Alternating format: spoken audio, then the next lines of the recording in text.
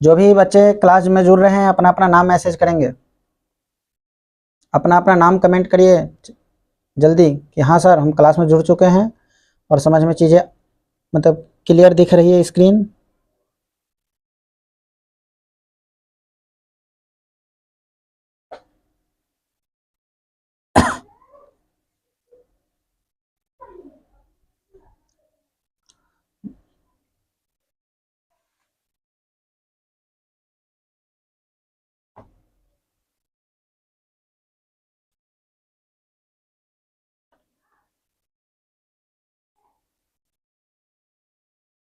जो भी बच्चे क्लास में आए हैं अपना नाम मैसेज करिएगा।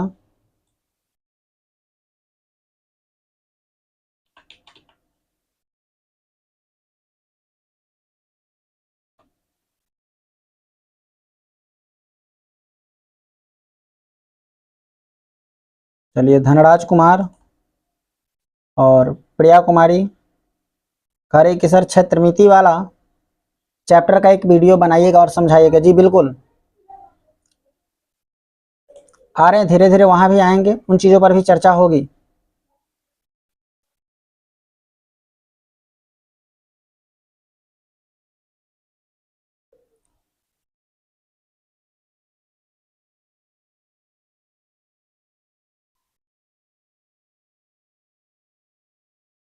अपना अपना नाम टाइप करिए, जो भी लोग क्लास में जुड़ रहे हैं अपना अपना नाम टाइप करते जाइए।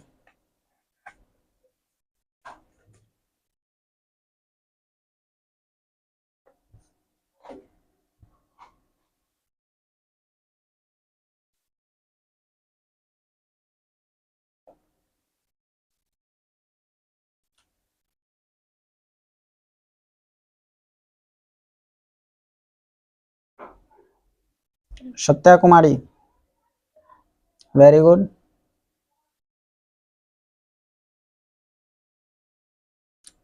हाँ सत्या, होगी क्लास, क्षेत्रमिति भी की भी क्लास होगी, समझाई जाएगी उसको भी। जो भी बच्चे आ रहे हैं क्लास में अपना अपना नाम टाइप करते जाइए फटाफट, जल्दी जल्दी। जो भी बच्चे क्लास ज्वाइन कर रहे हो अपना नाम टाइप करिए, कमेंट कीजिए अपना नाम, और आगे हम क्वेश्चन पर फिर चर्चा करते हैं बस 2 मिनट में।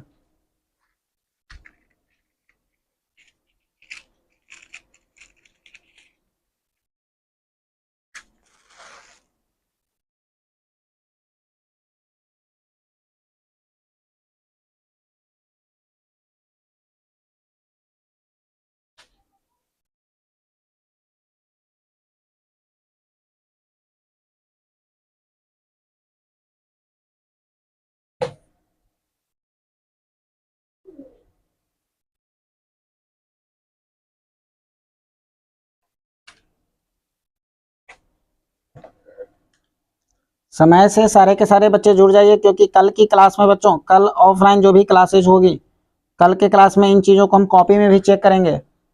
आज जो भी चीज़ें बताई गई है इसको कॉपी में चेक की जाएगी कल। हर एक क्वेश्चन का आंसर कॉपी में कल चेक करेंगे बच्चों।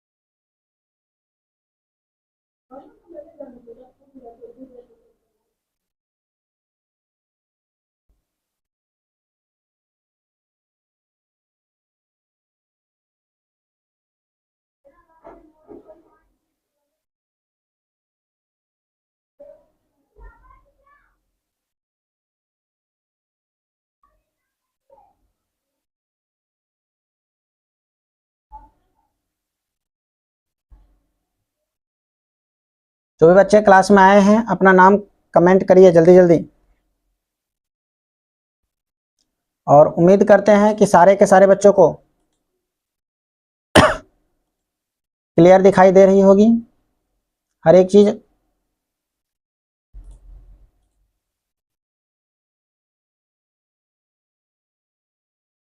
और कोई भी बच्चे बीच में क्लास छोड़ करके नहीं जाएंगे।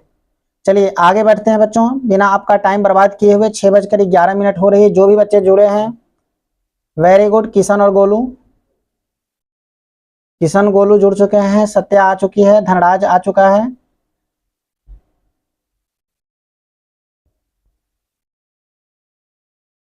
जो भी बच्चे जुड़ चुके हैं अपने फ्रेंड्स को शेयर कर दीजिए।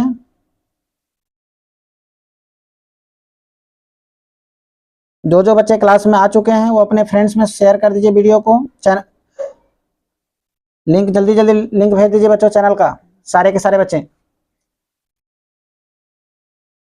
और स्क्रीन दिख रही है तो बच्चों चलिए, जैसा कि आप सारे के सारे बच्चे जानते हैं, आप लोगों को पता है कि आज की क्लास में हम बात करने वाले हैं कुछ स्पेशल चीजों के बारे में। और इसीलिए आप पीडीएफ के ऊपर में देख रहे हैं लिखा होगा स्पेशल क्लास 1, यानी आपकी जो है ना 2025 के एग्जामिनेशन को मद्देनजर रखते हुए बच्चों बड़ी ही स्पेशल क्लास बनाया गया है, बड़ी ही स्पेशल क्लास लॉन्च किया गया है। अच्छा, अभिषेक दुकान में, कोई बात नहीं बच्चों, उनको लिंक भेज दीजिए, बोलिए कि ज्वाइन कर लेंगे। सारे बच्चों को लिंक भेज दो, बोलो कि ज्वाइन कर लेंगे सारे के सारे बच्चे। और इस स्पेशल क्लास की क्वेश्चन की ओर हम आगे बढ़ते हैं बच्चों। जब स्क्रीन क्लियर है तो टाइम बर्बाद आपका ना करेंगे ज्यादा, क्योंकि सवाल ज्यादा है, समय भी ज्यादा लगने वाला है। तो बच्चों चलिए क्लास को स्टार्ट करते हैं बिना किसी समय को बर्बाद किए हुए, और उम्मीद करते हैं कि हर एक चीज क्लियर होगी। अगर क्लियर है बच्चे तो सारे के सारे बच्चे ओके लिख करके मैसेज करिए कि ओके सर क्लियर है। ओके लिख करके मैसेज करिए तो सारे के सारे बच्चे।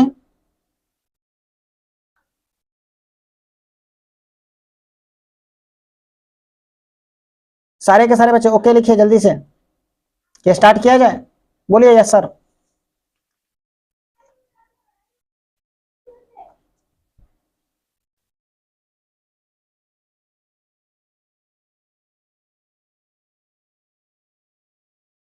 चलिए वेरी गुड बच्चों, स्टार्ट करते हैं। देखिए पहला जो सवाल है मेरे भाई आपके सामने कह रहा है, निम्नलिखित में से कौन सा पदार्थ लेंस बनाने के लिए प्रयुक्त नहीं किया जा सकता है। इस सवाल को देने का पहले सबसे बड़ा रीजन मेरे भाई ये था कि इस सवाल को 2012 में भी पूछा गया है और 2017 में भी पूछा गया है, यानी एक ही सवाल दो दो बार पूछा गया है। तो भाई बताइए इसका सही आंसर क्या होगा। ऑप्शन ए में जल है, बी में कांच है, सी में प्लास्टिक है और डी में मिट्टी है। तो बताइए निम्नलिखित में से कौन से पदार्थ का उपयोग लेंस बनाने के लिए नहीं किया जाता है। ए होगा, बी होगा, सी होगा या डी होगा। जल्दी से कमेंट करिए आंसर आप लोग अपना, पहले देखते हैं कि कौन कितना सही आंसर करता है, जल्दी।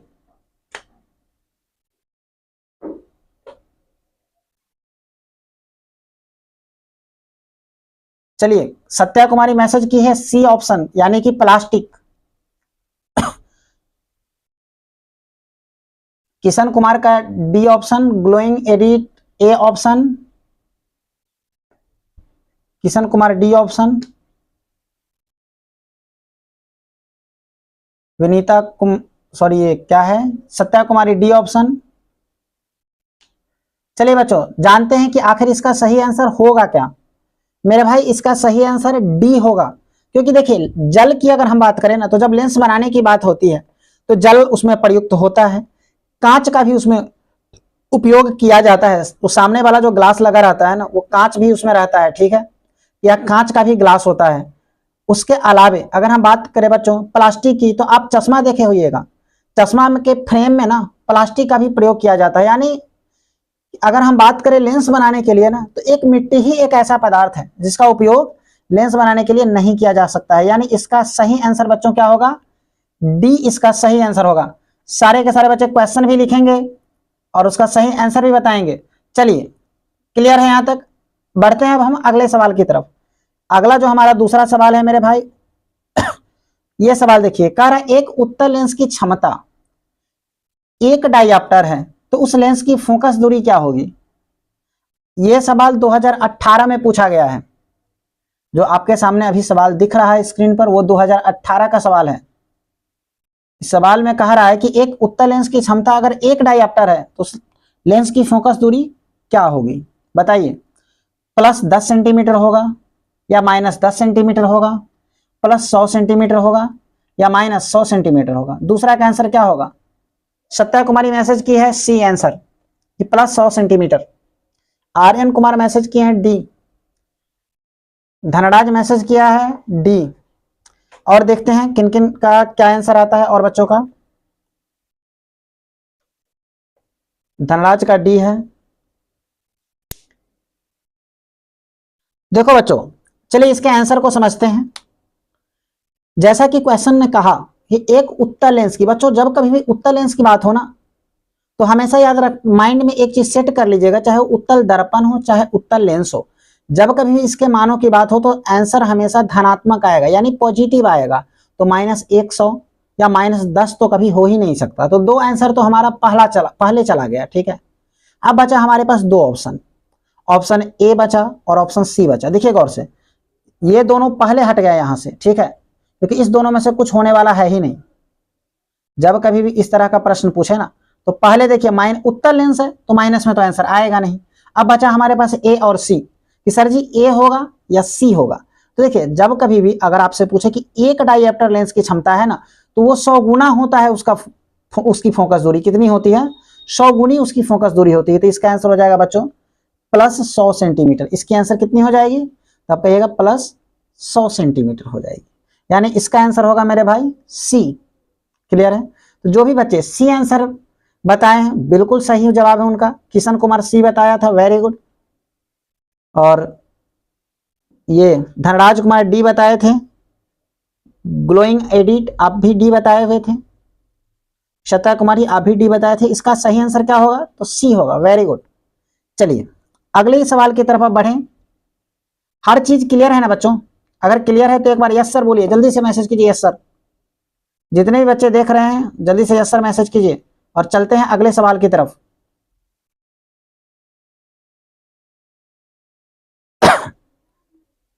देखिए अगला जो हमारा क्वेश्चन आता है, वो क्वेश्चन कहता है प्रकाश के अपवर्तन के कितने नियम हैं? ये सबसे आसान सवाल है, और 2 बार ये सवाल भी पूछ चुका है। एक बार 2016 में पूछा था, एक बार 2021 में पूछा था। तो बच्चों चलिए वेरी गुड, हाँ बच्चों क्लियर है, सारे बच्चे यस यस सर मैसेज कर रहे हैं। अब आते हैं अपने क्वेश्चन की तरफ। बताइए तीसरा क्वेश्चन, अब तक का सबसे आसान सवाल, कर प्रकाश के अपवर्तन के कितने नियम हैं? 1 या 2 या 3 या 4? कितने आंसर होंगे इसका? कितना आंसर होगा? प्रकाश के अपवर्तन की बात करें तो बच्चों इसका आंसर, सही आंसर होगा हमारा, देखते हैं क्या। देखो सबसे पहले हमने पढ़ा है कि प्रकाश के अपवर्तन के 2 नियम होते हैं। क्या है ना कि देखिए ये प्रकाश की किरण जो है, मानकर चलिए हमारे पास कोई बर्तन है जिसमें बहुत सारा पानी रखा हुआ है। बच्चों क्या रखा हुआ है? अब कहिएगा सर इस बर्तन में बहुत सारा क्या रखा हुआ है? पानी रखा हुआ है। और इससे हो करके, ठीक है, हम एक किरण को पास कराते, तो ये किरण यहां तक आ रहा था, यहां से आकर के थोड़ा सा क्या होगा? मुड़ जाएगा। आप डायग्राम को देख सकते हैं, आपके सामने डायग्राम बना हुआ है। देखिए ये हमारे पास कोई बर्तन है, और देखो बच्चों हाथ से बना रहे हैं ना, थोड़ा बहुत हो सकता है कि थोड़ा सा टेढ़ा बन जाए, थोड़ा सा डायग्राम गलत मतलब गड़बड़ा जाए, सीधा ना हो पाए।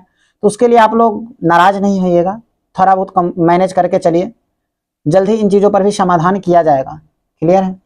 देखिए जब यहां से प्रकाश की किरण मुड़ती है ना, तो हम लोग जानते हैं मुड़ने के क्रम में, मुड़ने के समय में, ठीक है, ये प्रकाश यहां पर एक कोण बनाता है, ठीक है, और इतना ही नहीं, जहां से मुड़ रहा है वहां पर हम एक लंबवत सीधी रेखा खींच देते हैं। क्लियर है?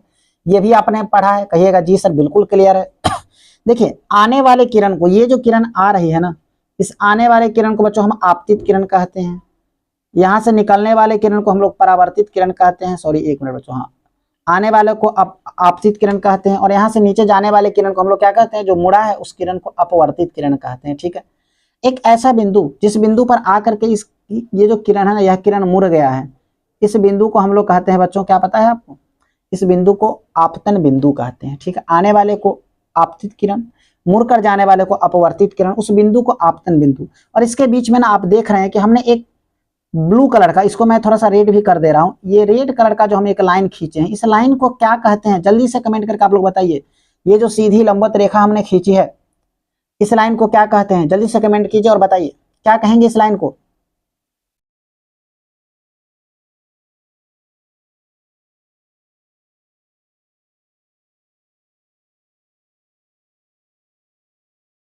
सीधी रेखा जो हमने खींचा है, बिल्कुल 90 डिग्री का कोण बना रहा है, एकदम लंबवत रेखा है, उस रेखा को क्या कहते हैं?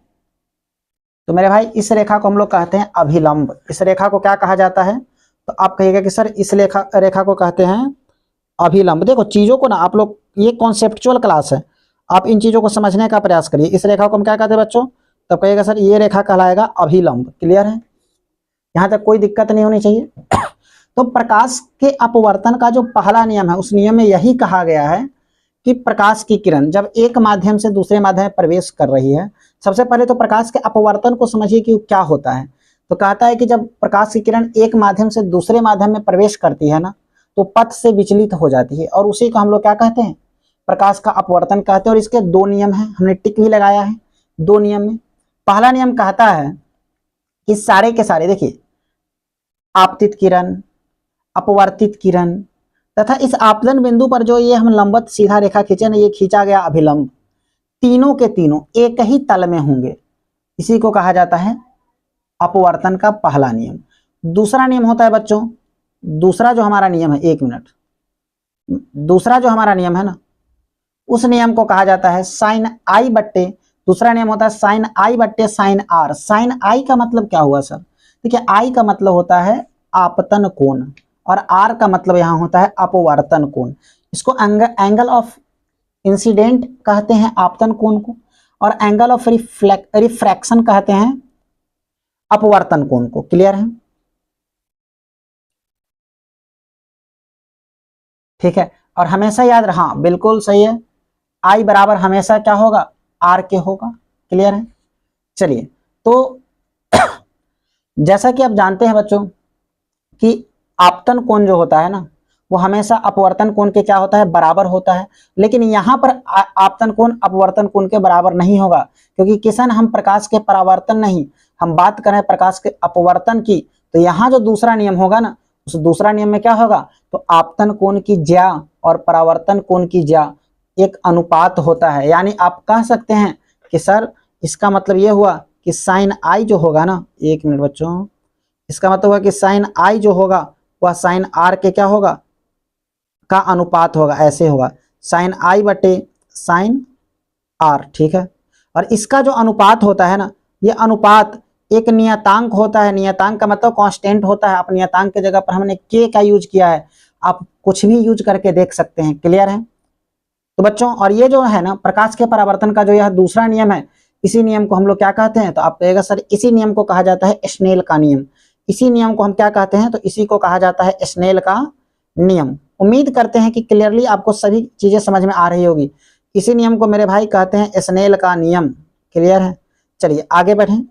चलिए तीसरे सवाल की तरफ अब हम, चलिए सॉरी चौथे सवाल की तरफ। चौथा सवाल हमारा जो है, देखिए चौथा सवाल में कहा, ये तो सबसे आसान क्वेश्चन है और सबसे ज्यादा बार पूछे जाने वाला क्वेश्चन है। सबसे आसान और सबसे ज्यादा बार पूछे जाने वाले प्रश्न। देखिए कह रहा है प्रकाश के परावर्तन के कितने नियम हैं? प्रकाश के परावर्तन के कितने नियम हैं? जल्दी से आप लोग कमेंट करके बताइएगा कि प्रकाश के परावर्तन के कितने नियम हैं। बताइए बच्चों जल्दी।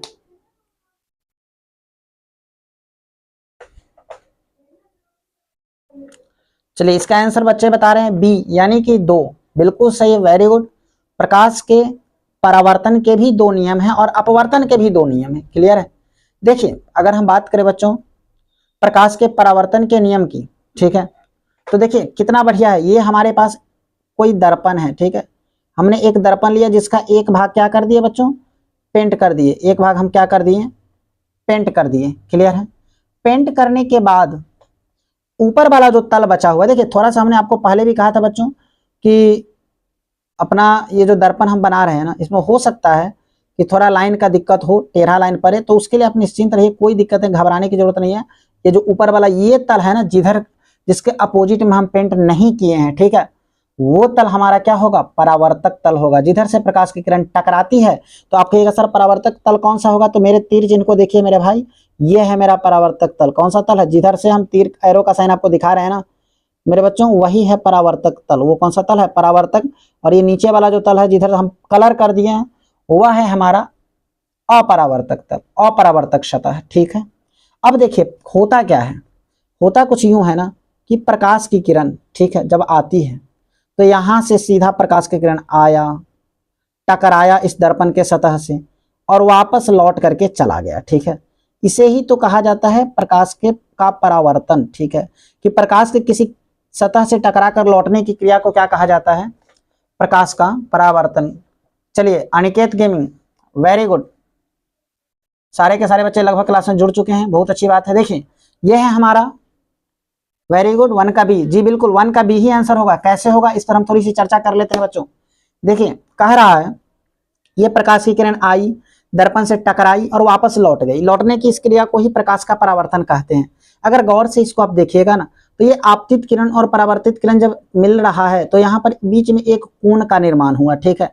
इस कोण में क्या गुण है, कहता है कि ये जो कोण होगा ना, ये कोण आपतित किरण और परावर्तित किरण के बीच में बना है, लेकिन ये कोण आपतित किरण और परावर्तित किरण के बीच में एक समान संबंध स्थापित करता है।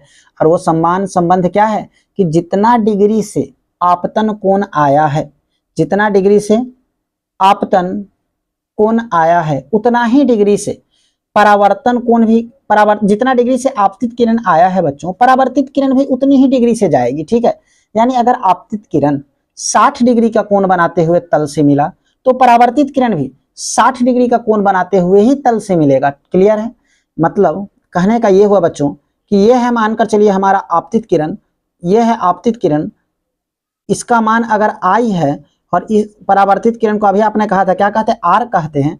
अगर आई हमारा जो है बच्चों 60 डिग्री का है तो आर भी कितना होगा, तो आर भी हमारा 60 डिग्री ही होगा।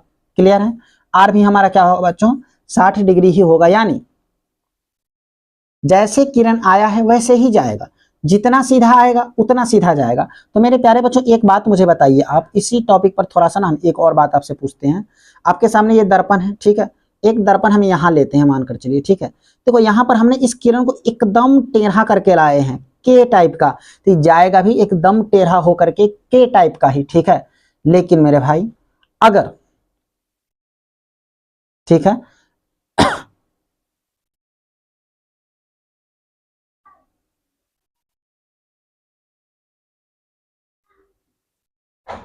अगर ये के वाला जो है ना ये 20 डिग्री का कोण बनाएगा तो इधर भी 20 डिग्री का कोण बनेगा तल के साथ। क्लियर है, लेकिन अगर हम इस रेखा को थोड़ा सा सीधा करके लाएं, हल्का सीधा किए तो इधर भी हल्का क्या हो जाएगा, सीधा हो जाएगा।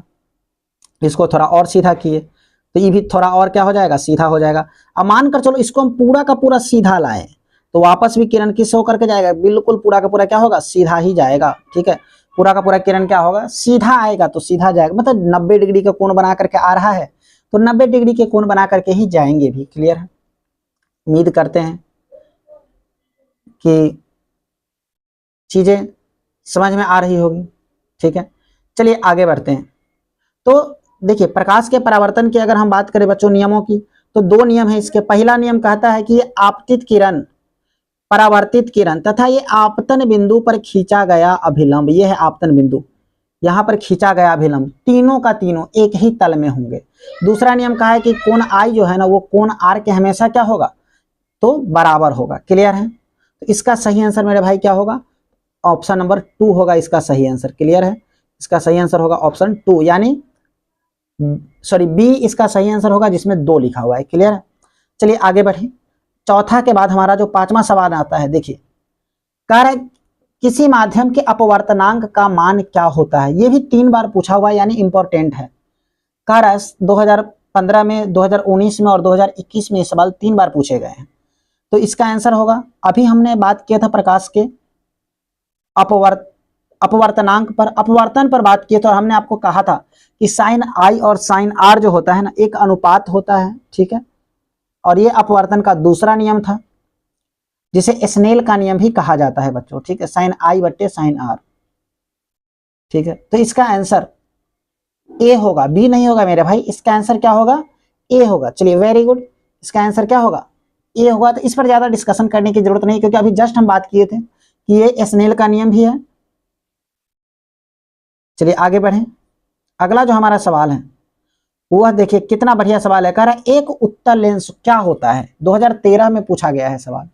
एक उत्तल लेंस जो है ना वो क्या होता है, सभी जगह में से उसकी समान मोटाई होती है या बीच की अपेक्षा किनारों पर मोटा होता है या किनारे की अपेक्षा बीच में मोटा होता है, या इनमें से कोई नहीं होगा।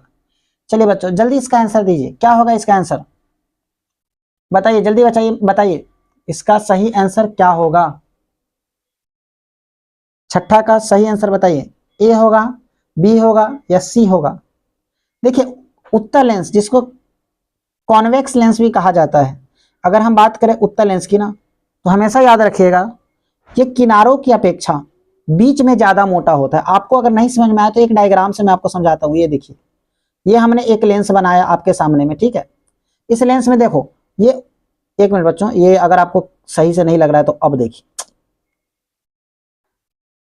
चलिए अब क्लियर है। देखिए आप इस लेंस को अगर देखिएगा ना, इस लेंस में आपको क्या दिख रहा है, देखिए यहां पर है ना, ये नीचे वाला भाग देखिए इतना दूर का, ऊपर वाला भाग देखिए इतना दूर का, कम मोटा है, ठीक है। लेकिन ये बीच वाला भाग देखिए यहां से यहां तक कितना ज्यादा मोटा है, ठीक है। इसकी मोटाई यहां से यहां तक नापी जाएगी तो इसकी मोटाई क्या है, अधिक है। तो हम कह सकते हैं कि किनारों की अपेक्षा बीच में क्या होता है, ज्यादा मोटा होता है, अधिक मोटा होता है। क्लियर है। तो इसका सही आंसर क्या होगा, सी होगा।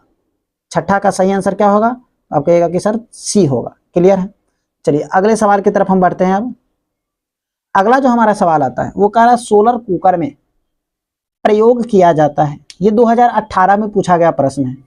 तो बताइए आपकी सोलर कुकर में किसका प्रयोग होता है, सोलर कुकर में किसका प्रयोग होता है, जल्दी बताइए।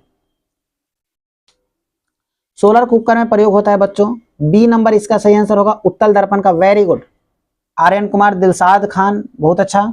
देखिए फटाफट आंसर करो। देखो आंसर तो सभी लोग करते हैं, लेकिन मजा उसको आंसर करने में आता होगा जो सबसे पहले आंसर करता है। एग्जाम में तो सारे के सारे बच्चे बना लेंगे, लेकिन जो सबसे पहले बनाएंगे ना वही बच्चे बेस्ट कहे जाते हैं, ठीक है। तो आंसर दे रहे हैं ये अच्छी बात है, लेकिन कोशिश ये भी होनी चाहिए मेरे भाई कि आंसर आपका सबसे पहले आना चाहिए, ठीक है। ये नहीं कि देना ही है तो ठीक है, लास्ट में नीचे से टॉप हम ही करेंगे, वो मानसिकता नहीं, पहले आंसर आप बोलिए, ठीक है। चलिए बी आंसर होगा सातवां का, सही है। चलिए आगे बढ़ते हैं। कह रहा पानी में डूबे हुए एक उत्तल लेंस की फोकस दूरी हवा में इसकी फोकस दूरी की अपेक्षा क्या होती है, बताइए। आठवां सवाल का आप हमें उत्तर दीजिए, क्या होगा इसका आंसर।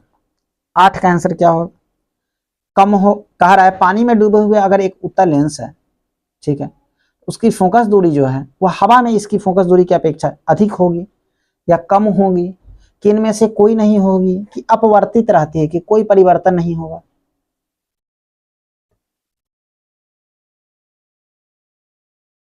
जल्दी बताइए इसका आंसर।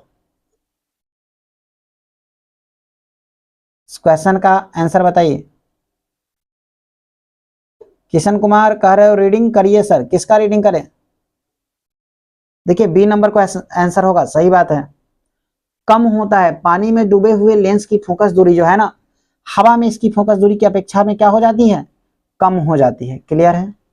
चलिए आठवां के बाद नौवां, आप देख रहे होंगे सारा का सारा क्वेश्चन बैंक का है, सारा का सारा इंपॉर्टेंट क्वेश्चन है, एक भी ऐसा क्वेश्चन नहीं जिसको तुम मिस कर सको। कह रहा है किसी शब्दकोश में पाए गए छोटे शब्दों, छोटे अक्षरों को पढ़ते समय आप निम्न में से कौन सा लेंस पसंद करेंगे। ये 2018 का सवाल है, 9वां सवाल जो है 2018 का है। अब कौन सा लेंस लीजिएगा, 50 सेंटीमीटर फोकस दूरी का उत्तल लेंस, या 50 सेंटीमीटर फोकस दूरी का अवतल लेंस, या 5 सेंटीमीटर फोकस दूरी का उत्तल लेंस, या 5 सेंटीमीटर फोकस दूरी का अवतल लेंस, बताइए।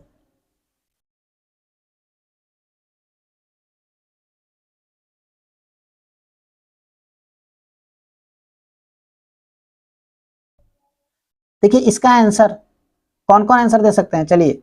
असजद अंसारी,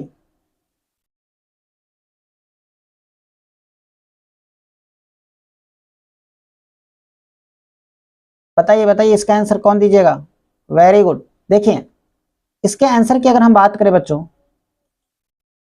कि इसका आंसर क्या होगा, तो देखिए कह रहा है कि सबसे पहले कि छोटे अक्षरों को पढ़ना है, तो आप कौन सा लेंस पसंद करिएगा। तो आप कोशिश ये करिएगा कि जिसकी फोकस दूरी कम हो वो लेंस लेंगे, जिसकी फोकस दूरी क्या हो, कम हो, वो लेंस लेंगे। और छोटे अक्षरों को पढ़ने के लिए हम उत्तल लेंस का प्रयोग करेंगे। किसका प्रयोग, उत्तल लेंस का। यानी इसका सही आंसर कौन सा होगा मेरे भाई, तो सी होगा सही आंसर, 5 सेंटीमीटर फोकस दूरी का उत्तल लेंस लेंगे। क्लियर है। चलिए आगे बढ़ते हैं। 10वां सवाल जो हमारा है, कह रहा है प्रकाश तरंग का उदाहरण है। 2017 में सवाल पूछा गया है कि प्रकाश तरंग का उदाहरण निम्नलिखित में से कौन सा है? ध्वनि तरंग होगा, या विद्युत चुंबकीय तरंग होगा, पराबैंगनी तरंग होगा, कि इनमें से कोई नहीं होगा? तो आप कहिएगा सर इसका आंसर, वैसे मैं आपको बता दूं इसका आंसर क्या होगा। बताइए बच्चों आप लोग, इसका आंसर क्या होगा?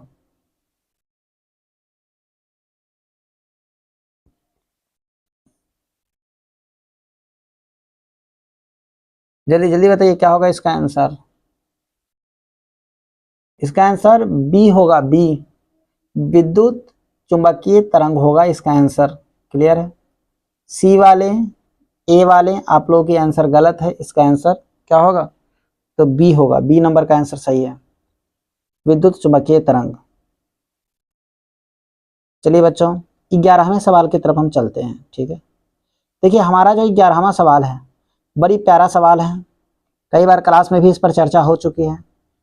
कार्य दंत विशेषज्ञ किस दर्पण का उपयोग मरीजों के दांतों का बड़ा प्रतिबिंब देखने के लिए करते हैं? 2018 का ए है। देखो प्रतिबिंब को छोटा दिखाने का काम है उत्तल का, और बड़ा दिखाने का काम है अवतल का। तो आप बताइए दांत को देखना है तो किस दर्पण का प्रयोग करेगा? जल्दी से आप लोग आंसर बताइए, बताइए आप लोग आंसर जल्दी जल्दी। किस दर्पण का प्रयोग होगा? उत्तल का, समतल का, अवतल का, कि इनमें से तीनों दर्पण बला लगा देगा? चलो वेरी गुड, बी आंसर आ रहा है सबका, सही है, गुड। इसका आंसर क्या होगा बच्चों? तो इसका आंसर सही होगा बी। चलिए 11वें सवाल के बाद हम बढ़ते हैं 12वें सवाल की तरफ। हमारा जो 12वां सवाल है, इस सवाल की अगर हम बात करें बच्चों तो कह रहा है कौन सा लेंस अपसारी लेंस भी कहा जाता है? आपने पढ़ा है अपसारी किरण पुंज, अभिसारी किरण पुंज, ठीक है, और समांतर किरण पुंज। अगर किरणें एक ही बिंदु पर आकर मिले तो उसे अभिसारी कहते हैं, और एक बिंदु से निकलकर फैलती चली जाए तो उसको अपसारी कहते हैं। ठीक है, तो 12 का उत्तर दीजिए आप लोग। तो अभी हमने जस्ट आपको कहा कि किरणों को फैलाने का काम कौन करता है? अवतल लेंस। अवतल का काम है फैलाना और उत्तल का काम है छोटा कर देना। तो इसका आंसर क्या हो जाएगा बच्चों? तो ए इसका आंसर होगा, और ए में क्या है? तो अवतल लेंस है, तो इसका आंसर हो जाएगा ए।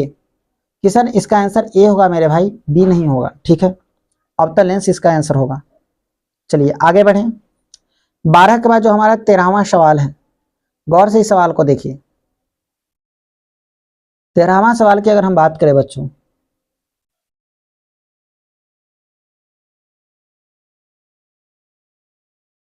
बताइए 13 का आंसर आप लोग।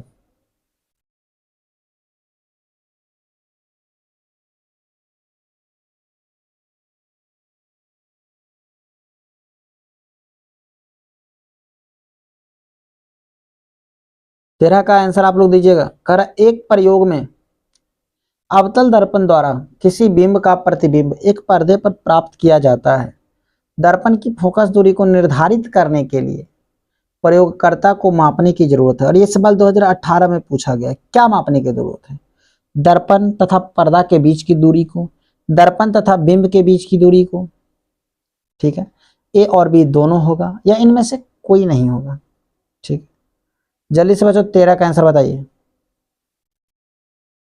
देखिए इसका आंसर होगा बच्चों, बताइए बताइए जल्दी बताइए। वेरी गुड, किशन कुमार सी, सी आंसर दिया है। मनीष कुमार सी आंसर दिया है। कह रहा है एक प्रयोग में अवतल दर्पण द्वारा बिंब का प्रतिबिंब एक पर्दे पर प्राप्त किया जाता है। अवतल दर्पण तो अब सारे के सारे बच्चे जानते हैं किसको कहा जाता है। एक ऐसा दर्पण जो बाहर की तरफ से क्या किया गया हो? कलर किया गया हो, यानी अंदर वाला तल उसका परावर्तक तल होगा। ठीक है, अब दर्पण की फोकस दूरी, अब कह रहा है बिंब का प्रतिबिंब एक पर्दे पर प्राप्त किया गया होगा, तो फोकस दूरी को निर्धारित करने के लिए किसको मापने की आवश्यकता होगी? तो सबसे पहले, ठीक है, दर्पण से पर्दा के बीच की दूरी आपको पता होनी चाहिए, यानी यू पता होना चाहिए कि वस्तु का जो रखे थे ना वो कहां पर है। ठीक है, तो हमें सबसे पहले क्या पता होना चाहिए? यू पता होनी चाहिए। उसके बाद दर्पण से बिंब के बीच की दूरी पता होनी चाहिए कि आखिर इसका जो तस्वीर बना है ना वो कहां पर बना है। ठीक है, तो भी और यू पता होना चाहिए, यानी दर्पण और पर्दा के बीच की दूरी और दर्पण और बिंब के बीच की दूरी, दोनों की दूरी पता रहेगी तभी आप निकाल पाइएगा, ठीक है, माप पाइएगा। तो इसका आंसर ए और बी दोनों हो जाएगा, यानी सी इसका आंसर है। C is the correct answer. Clear है? सी जो लोग भी बोले हैं उनका करेक्ट आंसर है।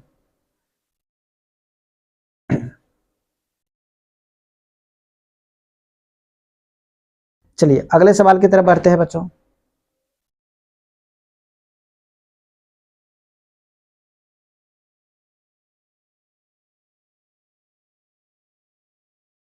बच्चों कह रहा है कि गोलीय दर्पण के परावर्तक पृष्ठ की वृत्ताकार सीमा रेखा का जो व्यास होता है उस व्यास को क्या कहते हैं? बताइए।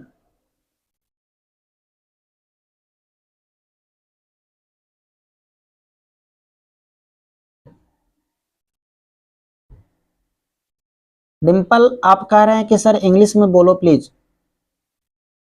चिंता नहीं करिए, अगली बार से जो क्वेश्चन आएगा वो हिंदी और इंग्लिश में दोनों भाषा में लिख करके लाऊंगा, दोनों लैंग्वेज में लाने की कोशिश करूंगा, तो आप निश्चिंत रहिए। और जहां तक अगर हम गोलीय दर्पण की बात करें तो इसे स्फेरिकल मिरर कहते हैं, ठीक है, क्लियर है। और हाँ बताइए इसका आंसर क्या होगा? व्यास को हम लोग कहते हैं डायमीटर कहते हैं। अगली बार से इंग्लिश में भी क्वेश्चन लाएंगे और इंग्लिश में भी थोड़ी बहुत आपको बता दी जाएगी। इस बार थोड़ा सा ना कंप्रोमाइज करिए। क्लियर है? तो बताइए इसका आंसर क्या होगा? एक गोलीय दर्पण के परावर्तक पृष्ठ की वृत्ताकार सीमा की रेखा का जो व्यास होता है व्यास क्या कहलाता है? उस व्यास को क्या कहते हैं?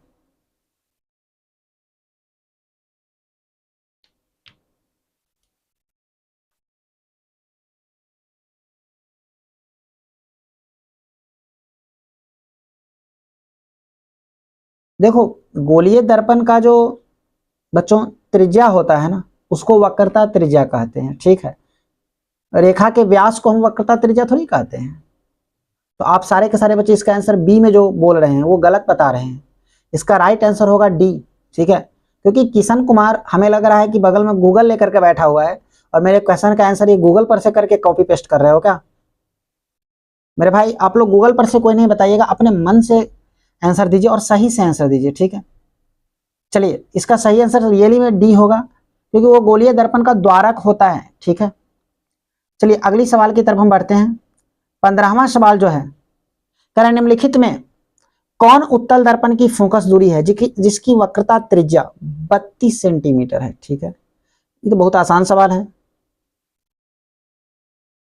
फोकस दूरी बताइए अगर वक्रता त्रिज्या आपके सामने में है तो, लेकिन याद रखिएगा उत्तल दर्पण है तो जब उत्तल दर्पण की बात करें तो पॉजिटिव। हाँ डिम्पल आपने कहा है कि सर इंग्लिश में बोलिए। देखिए इसमें कह रहा है कि एक कॉन्वेक्स मिरर है आपके सामने में, ठीक है, जिसका फोकल लेंथ निकालना है और रेडियस ऑफ कर्वेचर दिया हुआ है। रेडियस ऑफ कर्वेचर जो है ना यानी आर की वैल्यू जो है वो 32 सेंटीमीटर दी गई है।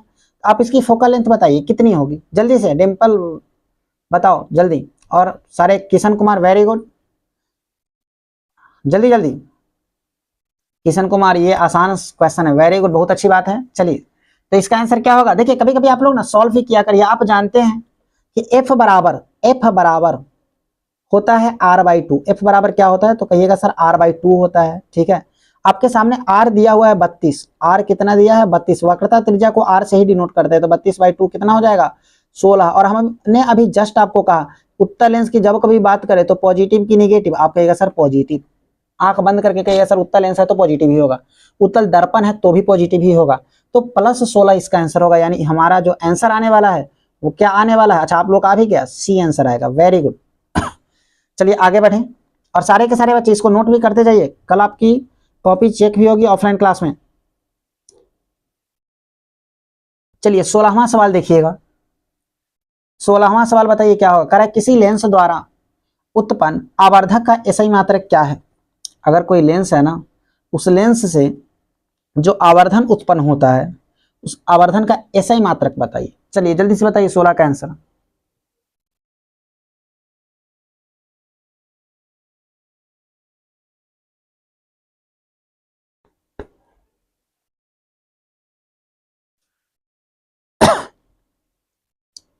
देखिए इसका कोई मात्रक नहीं होता और ये मात्रक विहीन होता है, यानी इसका आंसर क्या हो जाएगा? डी हो जाएगा, वेरी गुड। जो भी बच्चे बोले हैं कि मात्रक विहीन, उनका सही आंसर है किशन कुमार, आर्यन कुमार, सत्या कुमारी, सारे के सारे बच्चे, असजद अंसारी, सारे के सारे बच्चों का, मनीष कुमार, मनीष सी नहीं होगा, डी होगा मेरे भाई, डी इसका आंसर होगा। ठीक है, ये कोई मात्रक नहीं, मात्रक विहीन होता है। क्लियर है? चलिए आगे बढ़े, हम अब चलते हैं 17वां क्वेश्चन की ओर। कह रहा है टॉर्च एवं वाहनों, टॉर्च एवं वाहनों के उग्र दीपों, जिसको हेडलाइट कहा जाता है, अग्रदीप यहां होना चाहिए वैसे, में किस दर्पण का प्रयोग किया जाता है? बड़ी आसान सवाल है और हमें लगता है कि आप लोग आंसर भी दे चुके होइएगा। फटाक से आंसर दीजिए, बताइए अवतल, उत्तल, समतल और इनमें से सभी किसका होगा?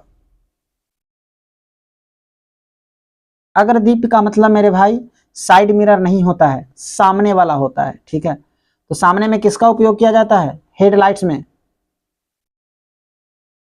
ए होगा, अवतल दर्पण, क्योंकि ये फैलाने का काम करता है, किरणों को ये फैलाने का काम करता है। क्लियर है? तो इसका आंसर ए हो जाएगा। Very good. चलिए अगले सवाल की तरफ बढ़े। 18वां सवाल, करे वाहनों के साइड मिरर यानी पीछे देखने में किस दर्पण का प्रयोग किया जाता है? और यह सवाल 2019 में भी पूछा गया है और 2019 में ही 2 शिफ्ट में, ए और सी दोनों शिफ्ट में पूछा गया है। बताइए जल्दी, वाहनों के साइड मिरर में किसका प्रयोग होता है? क्या इसका आंसर भी ए होगा, या इसका आंसर बी होगा, क्या इसका आंसर डी होगा, या कि सी होगा? जल्दी बताइए। 18 का आंसर दिलशाद, वेरी गुड, इसका आंसर सी बताया हो। किशन सी बताया है। चलिए जो भी बच्चे सी बोले हैं बहुत अच्छी बात है। इससे ये पता चलता है मेरे प्यारे बच्चों कि जिस उम्मीद से हम आपके लिए मेहनत करते हैं ना, आप उस उम्मीद पर खरे उतरते हैं और अभी हमारे साथ मेहनत में लगे हुए हैं। और जो बच्चे आज क्लास में ज्वाइन किए हैं उन बच्चों को तो मैं क्या कहूँ, बहुत बहुत धन्यवाद बच्चों कि आप आज क्लास में आए हैं। चलिए कुछ ही क्षण में ये क्लास समाप्त होगी। बहुत कम क्वेश्चन अब हमारे पास बच चुके हैं और जो भी बचे हैं काफी महत्वपूर्ण क्वेश्चन बचे हुए हैं। तो अभी क्लास कोई नहीं छोड़ेगा बीच में, क्योंकि मेन टॉपिक अभी बाकी है। चलिए तो इसका आंसर आपने क्या कहा? सी कहा। 18 का सी, उत्तल दर्पण का साइड मिरर में उपयोग किया जाता है। चलिए 18 के बाद हम बढ़ते हैं 19 नंबर सवाल की ओर। कह लेंस में कितने फोकस होते हैं?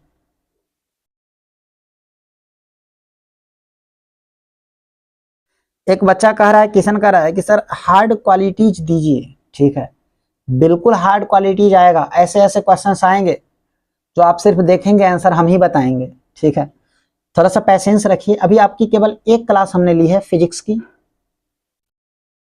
और इसी गेम खेल रहा है। हाँ हाँ, वो वेरी गुड, वो वही कर ही सकता है। जो बच्चा अभी गेम खेल रहा है ना, ठीक है, वो लाइफ टाइम गेम खेलता ही रहेगा। और जो बच्चा अभी पढ़ लिया ना, उसको फिर टेंशन नहीं है। तो अच्छी बात है, अगर वो गेम खेल रहा है तो खेलने दीजिए, क्योंकि उसको प्रेशर है 10th की। वो सोच रहा है कि अगर इस बार नहीं तो अगले बार सही, कभी ना कभी तो निकलेगा ही 10th। चलिए बताइए लेंस में कितने फोकस होते हैं? आप लोग कहेंगे सर लेंस के 2 फोकस होते हैं। लेंस के कितने फोकस होते हैं बच्चों? तो 2 फोकस होते हैं। चलिए वेरी गुड, 2 जो भी लोग बोले उनका आंसर बिल्कुल करेक्ट है। ठीक है, हमें लग रहा है कि क्वेश्चन ही मिट जाता है क्या? सॉरी। चलिए 2 इसका आंसर होगा। अगले क्वेश्चन की ओर हम बढ़ते हैं। हमारा जो 20वां क्वेश्चन है मेरे भाई, करें लेंस की क्षमता का एसआई मात्रक क्या होता है? बताइए लेंस की क्षमता का एसआई मात्रक। जल्दी 20वां क्वेश्चन बताइए। तो बच्चों ये भी 2020 में पूछा गया है, ए शिफ्ट में ही पूछा गया है। तो लेंस की क्षमता का एसआई मात्रक होता है डायऑप्टर। क्या होता है? डायऑप्टर होता है। ठीक है, इसका सही आंसर हमारा ए हो जाएगा। इसका सही आंसर क्या हो गया? ए हो गया। ठीक है, चलिए अगले सवाल की ओर चलिए। 21 नंबर क्वेश्चन देखिए बच्चों। 21 नंबर सवाल में कह रहा है प्रकाश गमन करता है। प्रकाश मेरे भाई हमेशा सीधी रेखा में गमन करता है। कैसे? तो कहिएगा सर सीधी रेखा में। देखिए मान करके चलिए, suppose that we have a torch. हमारे पास एक टॉर्च है। क्या है? देखो टॉर्च का इमेज बनाना थोड़ा सा मुझे ना डिफिकल्ट लग रहा है, समझ जाना। थोड़ा सा ये फूटा फाटा टॉर्च मैं एक बना दे रहा हूँ। ठीक है, आप लोग समझने का प्रयास करिए कि ये जो हमारे पास टॉर्च है ना मेरे भाई, इस टॉर्च से अगर प्रकाश निकलेगा तो जाएगा कैसे? तो आप कहिएगा सर बिल्कुल सीधा जाएगा। ये घूम घाम करके थोड़ी जाएगा। कैसे? कि यहाँ से जब निकले हैं तो ऐसे घूमते हुए घूमते हुए घूमते हुए घूमते हुए जहां मन होगा वहां जाएंगे, फिर वापस ऐसे। क्या ऐसे कभी टॉर्च का प्रकाश निकलता है क्या? आप कहिएगा जी नहीं बिल्कुल सर, ऐसे तो कभी निकल ही नहीं सकता है। हमेशा ये कैसे निकलेगा? तो आप कहिएगा सर हमेशा सीधी रेखा में ही निकलेगा। तो मेरे भाई हमेशा सीधी रेखा में जो प्रकाश निकलती है और उसी को हम प्रकाश को, उसी सीधे रेखा में निकलने वाले प्रकाश को क्या कहते हैं? जल्दी से कमेंट करके कोई बता सकते हो? जिन बच्चों ने मेहनत की होगी उन बच्चों को पता होगा सीधी रेखा में गमन करने वाले प्रकाश को क्या कहा जाता है? जल्दी बताइए, सीधी रेखा में गमन करने वाले प्रकाश को कहते हैं क्या?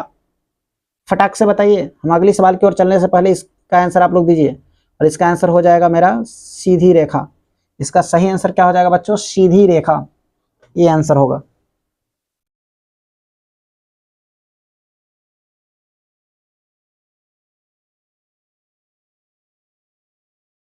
किरण कहते हैं, किरण, किरण पुंज नहीं, किरणों के समूह को किरण पुंज कहा जाता है, इसको रे कहते हैं। चलिए 22 नंबर क्वेश्चन देखिए, काफी बेहतरीन क्वेश्चन है। कह रहा उत्तल दर्पण के सामने एक वस्तु को रखा गया है जिसकी प्रतिबिंब की प्रकृति कैसी होगी। देखिए दर्पण कैसा है, तो उत्तल दर्पण, और उत्तल दर्पण के सामने अगर कोई वस्तु रखा गया है तो उसका प्रतिबिंब का प्रकृति कैसा होगा। और हमने बच्चों आपको कहा था कि जब कभी भी उत्तल दर्पण के सामने प्रतिबिंब रखा जाए, जब कभी बात हो उत्तल दर्पण की, तो उत्तल दर्पण में हमेशा प्रतिबिंब काल्पनिक बनता है। क्या बनता है? आप कहिएगा कि सर काल्पनिक बनता है। काल्पनिक कैसा बनता है? तब कहिएगा काल्पनिक बनता है। क्लियर है?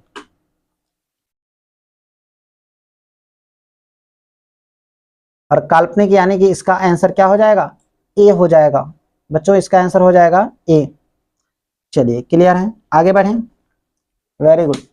चलिए अगले सवाल की तरफ, 23वें सवाल की तरफ चलते हैं। बस सब्र रखो, खत्म होने वाला है क्लास। करें इनमें से कौन दर्पण सूत्र है? तो जैसा कि आप जानते हैं, आप लोगों को पढ़ाया भी गया है। अगर हम बात करें बच्चों दर्पण सूत्र की, दर्पण सूत्र क्या होता है? तो आप कहेगा sir 1/v plus 1/u is equal to 1/f होता है। This is a mirror formula. ठीक है, दर्पण सूत्र मतलब इसको हम लोग मिरर फॉर्मूला भी कहते हैं। ठीक है, मिरर फॉर्मूला हमारा क्या होता है? 1/v प्लस 1/u बराबर 1/f होता है। ठीक है, तो आप गौर से देखिए इसमें कौन कौन आंसर आपको सही लग रहा है।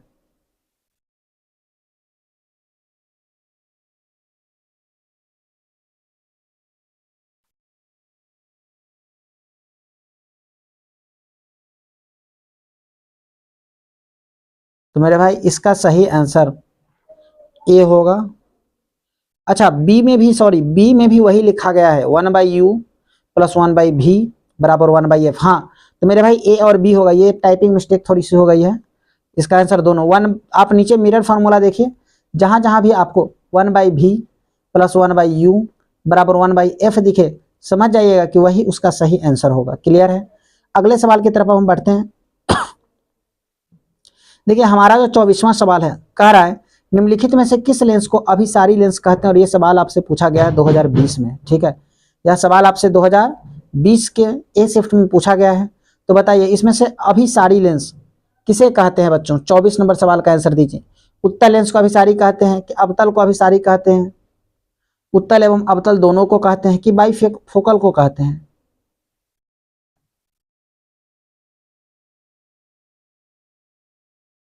24 नंबर क्वेश्चन का आंसर देखते हैं कौन पहले देता है। 24 नंबर क्वेश्चन का आंसर जल्दी से। सत्या कुमारी बोली है बी, अरशद अंसारी बोले हैं ए, मनीष कुमार बोला है ए, किशन कुमार का आंसर है ए। चलिए अवतल लेंस, सत्या कुमारी ने कहा अवतल लेंस। देखिए देखते हैं इसका सही आंसर क्या होगा। एक बात बताओ बच्चों, मैं आपको बार बार एक ही चीज कहता हूँ, किरणों को फैलाने का काम अवतल का होता है और एक जगह ला करके एकत्रित करने का काम उत्तल का होता है। ठीक है, अब यहाँ पर कर अभिसरित हो रहा है। अभिसरित मतलब विभिन्न बिंदुओं से आकर के एक ही बिंदु पर मिलेगा। अलग अलग बिंदुओं से किरणें आकर के, मानकर चलो यहाँ से आकर, यहाँ से आकर, यहाँ से आकर, यहाँ से आकर, यहाँ से आकर, हर एक जगहों से ये किरणें आकर के क्या होगा? एक ही बिंदु पर अगर मिल रहा है ना, तो इसको हम कौन सा किरण कहते हैं? अभिसारी कहते हैं। और अभिसारी लेंस की बात अगर करें तो ये देखो ला करके एक ही बिंदु पर मिला रहा है, यानी छोटा कर रहा है, किरणों को सिकुड़ा रहा है। इसका सही आंसर हो जाएगा हमारा ए। सही आंसर क्या हो जाएगा हमारा? सही आंसर हमारा होगा ए बच्चों। क्लियर है? आप लोग बी जो भी कह रहे हैं उनका आंसर गलत है, ए होगा इसका राइट आंसर। चलिए हम अगले सवाल की ओर बढ़ते हैं। 25वां जो हमारा सवाल है, उस सवाल को आप देखिए। बी नहीं होगा, सारे के सारे बच्चे बी ही बोल रहे हैं। 24 का ए होगा। किशन बोल रहे थे थोड़ा हार्ड सवाल दीजिए, इतना इजी सवाल है उसमें तुम फंस जा रहे हो। अभी हार्ड सवाल आने बाकी है। दिलसाद बी नहीं होगा, ए होगा। चलिए कह रहा है दर्पण के सामने किसी भी दूरी पर स्थित वस्तु का प्रतिबिंब सीधा प्रतीत होता है तो वो दर्पण कैसा होगा। अब आप कहेंगे सर सीधा प्रतिबिंब बनाने वाला कौन सा दर्पण होता है बताइए। देखिए सीधा दर्पण की बात अगर करें, सॉरी सीधा प्रतिबिंब की बात करें तो सीधा या तो समतल बनाएगा या तो उत्तल बनाएगा। ठीक है, हम लोग जो मुंह देखते हैं समतल दर्पण में या तो वो रहेगा, नहीं तो उत्तल में हमेशा क्या होता है, सीधा बनता है। तो इसका आंसर हो जाएगा बच्चों डी। इसका आंसर क्या हो जाएगा हमारा, डी हो जाएगा। क्लियर है, क्योंकि हमारे पास कोई ऑब्जेक्ट है, अगर इसको हमें दर्पण में दिखाना है तो किस दर्पण का प्रयोग करते हैं, तो या तो समतल दर्पण का, या आपने पढ़ा है कि उत्तल दर्पण का हमेशा प्रतिबिंब कैसा बनता है, सीधा बनता है। क्लियर है, ये चीजें हैं। उम्मीद करते हैं कि आपको बातें यहां तक समझ में आ रही होगी। चलिए अगले सवाल में देखिए, 26वां सवाल।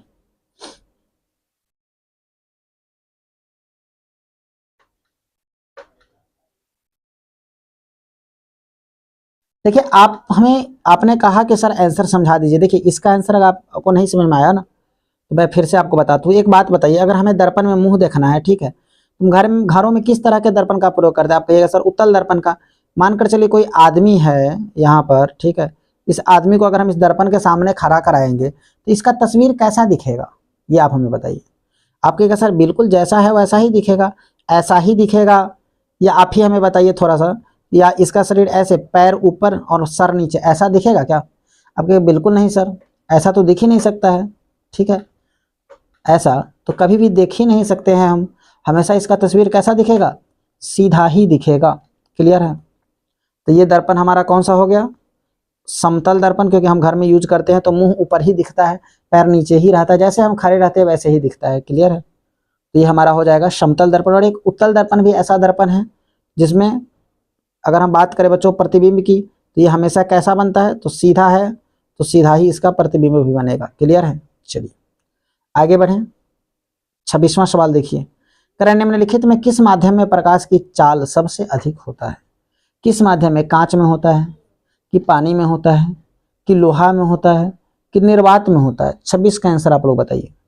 देखिए कांच में थोड़ा बहुत टाइम लगेगा उसको जाने में, लेकिन पानी में भी थोड़ा बहुत टाइम लगेगा। लोहा की तो बात ही छोड़ो, लोहा में जाएगा ही कैसे, जाएगा ही नहीं।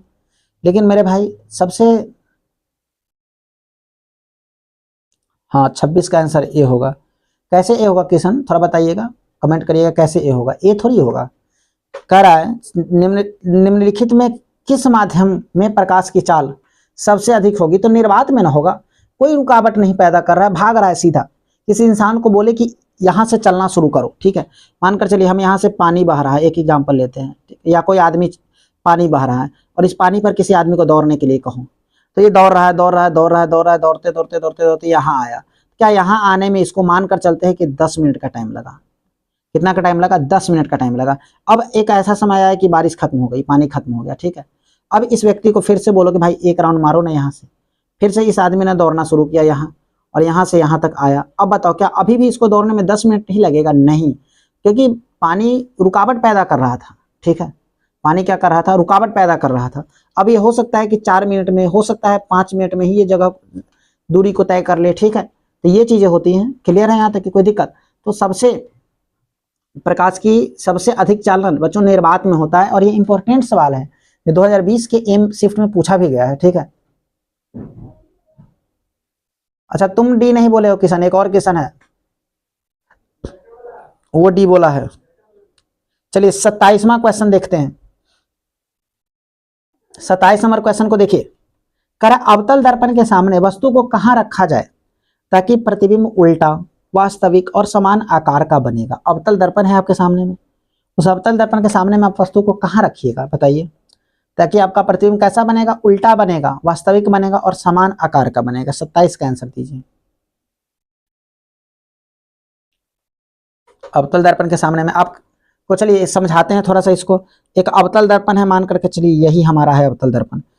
स्वाभाविक है कि यह अवतल दर्पण है, तो इसका एक तल क्या होगा, कलर, बाहरी तल, इसका रंग दिया गया होगा। ठीक है, हमने रंग दिया, लीजिए कलर कर दिए इसके तल को। ठीक है, अब यहाँ इसके सामने में, ठीक है, हमने क्या रखा है, एक वस्तु को रखा है, तो कहां पर वस्तु को रखेंगे, ठीक है, कि इसका प्रतिबिंब बराबर होगा।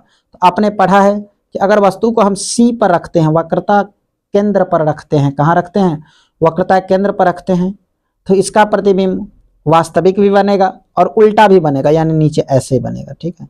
और बीच की में जो दूरी है ना, इसको हम लोग फोकस कहते हैं, ठीक है। इसको क्या कहते हैं, फोकस, एफ कहते हैं। एक मिनट, इसको बच्चों क्या कहा जाता है, तब सर जी, इसको कहते हैं फोकस, ठीक है। तो ये कहाँ बनेगा, तो देखिए कैसा बनेगा, तो बराबर एकदम बन रहा है, ना तो बड़ा ना तो छोटा, ठीक है। देख लीजिए एकदम क्या बन रहा है, बराबर बनेगा। अगर u है 5 सेंटीमीटर का, तो v भी क्या होगा, 5 सेंटीमीटर का। और नीचे दर्पण के बन रहा है, तो स्वाभाविक है कि क्या है, ये उल्टा बन रहा है, क्लियर है। समान आकार का बनेगा और उल्टा बनेगा, क्लियर है। उम्मीद करते हैं कि बातें आपको यहाँ तक समझ में आ रही होगी।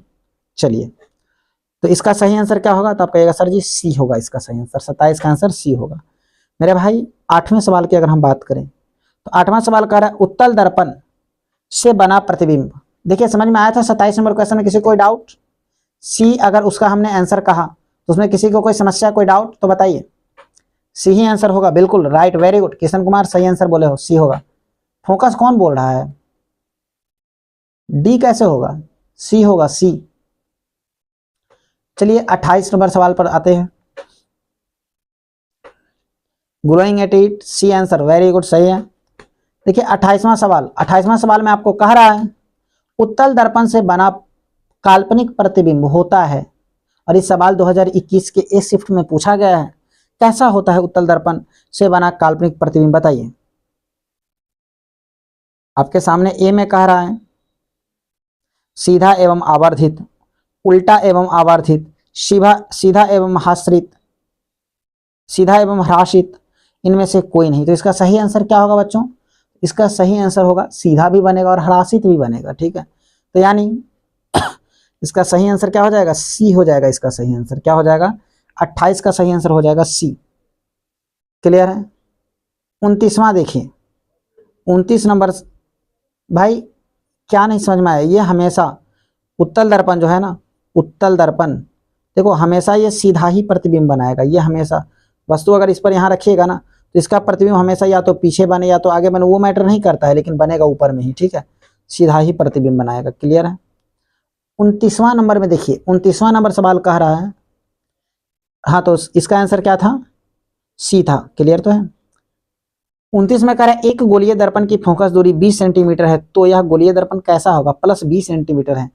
जल्दी से बताइए, आप लोग आंसर दीजिएगा। इसका ए होगा, बी होगा, सी होगा, डी होगा, क्या इसका आंसर होगा।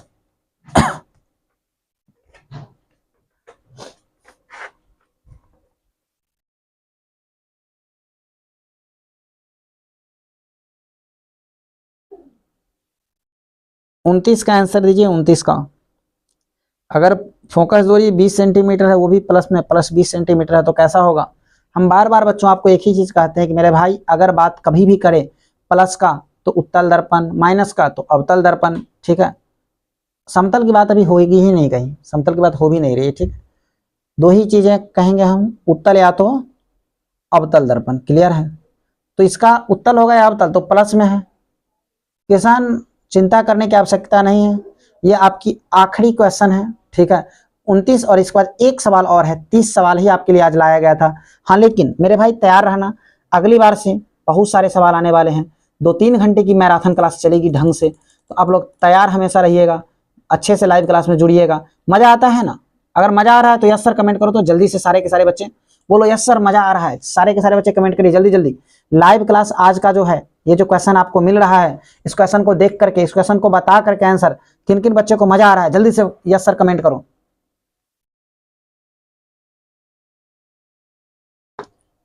जल्दी जल्दी। कमेंट आप लोगों का बच्चों बहुत ही कम आता है, बहुत ही धीरे धीरे कमेंट आता है। इसका सही आंसर होगा 29 का ए, क्योंकि उत्तल दर्पण का प्रतिबिंब हमेशा क्या बनेगा, पॉजिटिव बनेगा, प्लस 20 सेंटीमीटर का। तो हम हमेशा क्या कहेंगे, उत्तल दर्पण ही कहेंगे, क्योंकि यही हमेशा ऐसा इंसान है जो सीधा भी बनाएगा और पॉजिटिव भी आंसर देगा, क्लियर है। चलिए अब आप एक बात बताइए, अगर इसकी फोकस दूरी 20 सेंटीमीटर दिया है मेरे भाई, तो इसका वक्रता त्रिज्या क्या होगा, आप लोग बताइए। फोकस दूरी दिया है 20 सेंटीमीटर, एफ बराबर है 20, तो आर बराबर क्या होगा, जल्दी से बताओ जल्दी से। अभी हमने आपको बताया था एक फॉर्मूला कि एफ बराबर आर बाई टू होता है। ये सवाल में नहीं है लेकिन हम आपसे पूछ रहे हैं, बताइए। हमने आपको अभी कहा था एफ बराबर क्या होता है, आप कहेगा सर जी एफ बराबर होता है आर बाई टू, और आपके सामने दिया गया है एफ का मान 20, तो आर का मान क्या होगा, जल्दी बताइए।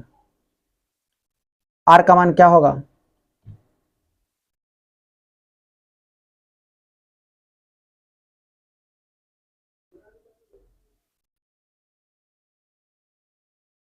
क्या मैसेज कर रहा है किशन सर? हमारे ग्रेट पे फोन में नहीं लाइव चल रहा है, क्या दिक्कत है बताइए, समझ में नहीं आया बात। चलिए इसका सही आंसर बच्चों 10 भी नहीं होगा, 20 भी नहीं होगा, इसका सही आंसर 40 होगा, क्योंकि वक्रता त्रिज्या जो होती है ना, फोकस दूरी की 2 गुनी होती है। और अगर सामने आपके फोकस दूरी दिया हुआ है 20 सेंटीमीटर, फोकस दूरी दिया है 20 सेंटीमीटर, तो उसका दोगुना कर दो, 40 सेंटीमीटर होगा, कोई दिक्कत, क्योंकि एफ बराबर आर बाई टू होता है, तो आर बराबर 2f होगा। आर बराबर क्या होगा, आप कहेगा सर जी आर बराबर हो जाएगा 2 और f, तो 2 गुने 20 कितना होगा, तुम ही लोग बता देना, 2 गुने 20 बराबर हो जाएगा 40। क्लियर है? चलिए ये आपका आखिरी सवाल और सबसे बेहतरीन सवाल, अच्छे सवाल के साथ हम लोग आज के लिए यहीं पर आपसे विदा लेंगे। देखिए 30वां सवाल कर रहा है, तालाब का जल कम गहरा दिखाई देने का कारण है कौन चीज? परावर्तन है कि विवर्तन है कि ध्रुवन है कि अपवर्तन है? बताइए जल्दी आप लोग, इसका सही आंसर क्या होगा? 30 का सही आंसर बताइए। कम गहरा जल अगर दिखाई दे रहा है तो ए बी सी डी में क्या होगा?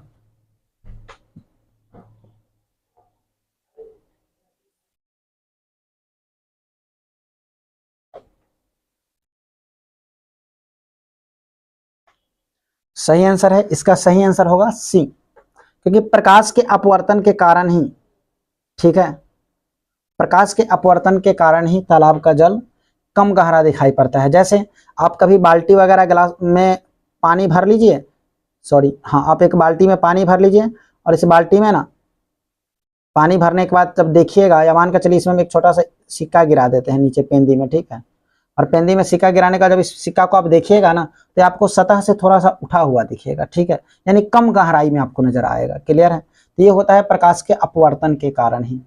क्लियर है? तो मेरे प्यारे बच्चों, उम्मीद करते हैं कि आज की क्लास आपको बहुत ही अच्छा लगा होगा। तो आज की क्लास को हम यहीं पर ओवर करते हैं और मिलते हैं कल से अपने निर्धारित समय के अपने निर्धारित क्लास पर, ठीक है। तो बच्चों चलिए, आपका बहुत बहुत धन्यवाद, और जो भी बच्चे क्लास को नहीं देखे हैं उन बच्चों को शेयर कर दीजिए ताकि वो भी इस क्लास को देख ले आज, ठीक है। और होमवर्क नहीं बच्चों, आज आपको हम यहाँ पर होमवर्क नहीं दे रहे हैं और ना ही आपको आज ऐप पर कोई टेस्ट मिलेगा। आज आप जाइए निश्चिंत से एंजॉय करिए। और हाँ बच्चों, आज जितनी भी क्लास में आपको 30 क्वेश्चन बताया गया है, कल ऑफलाइन बैच में सारे के सारे क्वेश्चन चेक किया जाएगा, ठीक है। आप आपका होमवर्क यही है कि सभी क्वेश्चन और इसका सही आंसर, चारों ऑप्शन नहीं लिखेगा, सिर्फ क्वेश्चन और इसका सही आंसर कल आप लिख करके लाएंगे। कल हम इसको चेक करेंगे और मिलते हैं बच्चों। Good night. इतना ही आज के लिए, इतना ही रखते हैं। चलिए, बहुत बहुत धन्यवाद आपका।